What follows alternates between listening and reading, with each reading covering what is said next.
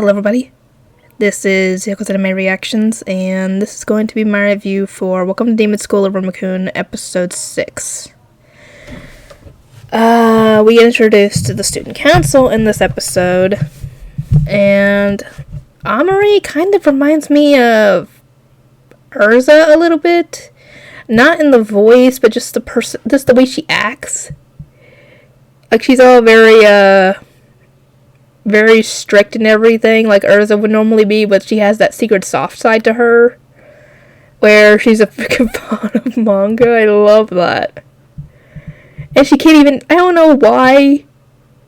I guess, actually I'll bring this up in a moment. They end up going to I guess you could say the Hogwarts equivalent of the herbology class, essentially.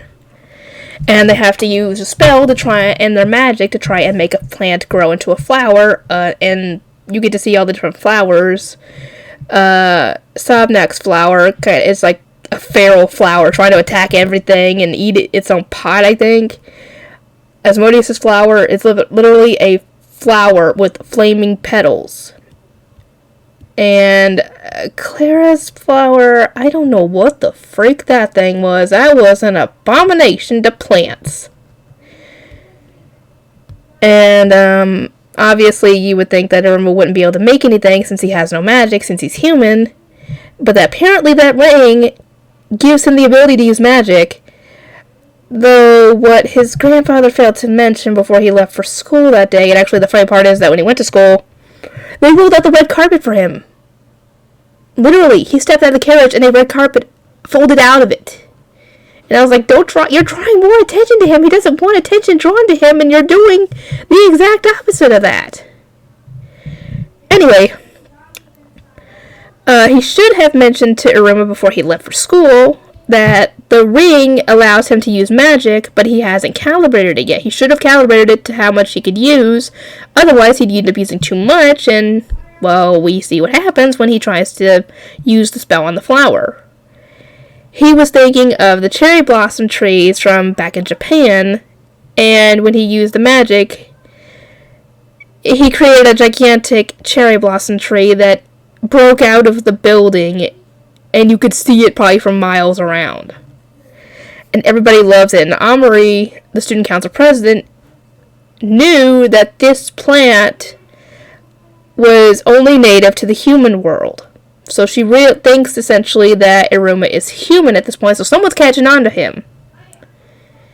What I don't get is why she didn't try and confirm this with Iruma. Because we see later that she has some forbidden texts hidden behind a bookshelf, and it turns out that it is manga.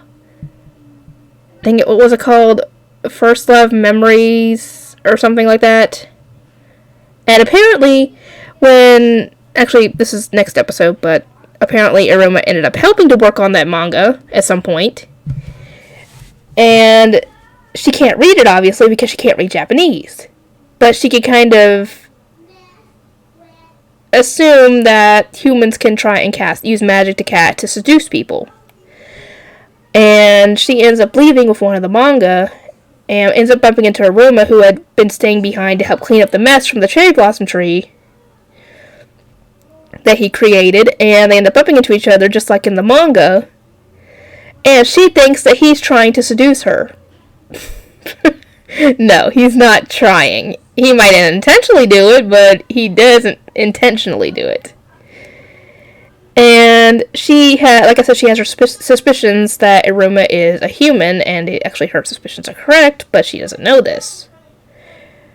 And I actually should mention this in the next episode, but yeah, I'll mention it next episode. Anyway, if you've gotten this far in the show and you haven't already subscribed, I recommend doing so. And if you found my channel through the show, go and check out some of the playlists, because I have a bunch of shows that I have completed, and there might be something that you might like. Anyway, I'll see you guys next time.